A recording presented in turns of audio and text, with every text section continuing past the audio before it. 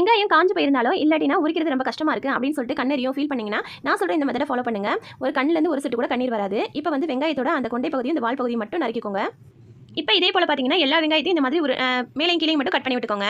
Cut பண்ணதுக்கப்புறம் தண்ணி வந்து மூழ்கிற அளவுக்கு தண்ணி ஊற்றி விட்டுக்கோங்க. இது போல் தண்ணி ஊற்றி ஊற வச்சுட்டு ஒரு 10 நிமிஷம் மட்டும் ஊற வைங்க. ஊற வச்சுட்டு லைட்டாக அந்த மாதிரி நம்ம எடுத்து விட்டாலே அந்த தோல் பார்த்தீங்கன்னா கலண்டு வந்துடும்.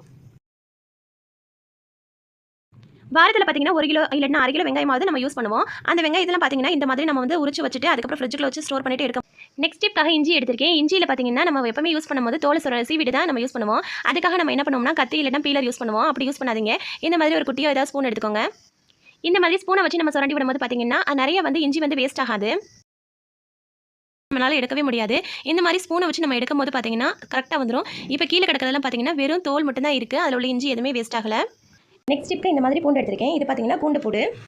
நம்ம எப்போ பூண்டு வாங்குறோமோ அப்போ இந்த மாதிரி பூண்டு பூடாக வாங்கும்போது பார்த்தீங்கன்னா அதில் உள்ள பல்ல ஃபுல்லாக பார்த்தீங்கன்னா தனித்தனியாக பிரித்து வச்சுருங்க.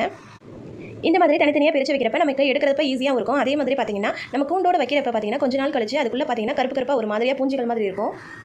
அப்படியே வைக்கும்போது பார்த்தீங்கன்னா பூண்டு சீக்கிரமே கெட்டு போயிடும். இந்த மாதிரி நம்ம தனித்தனியாக பிரித்து வைக்கும்போது சீக்கிரமும் கெட்டு போகாது, ரொம்ப நாளைக்கு இருக்கும். கமெண்ட் நம்மளோட சேனலை மறக்காமல் சப்ஸ்கிரைப் பண்ணி சப்போர்ட் பண்ணுங்கள். தேங்க்ஸ் ஃபார் வாட்சிங்.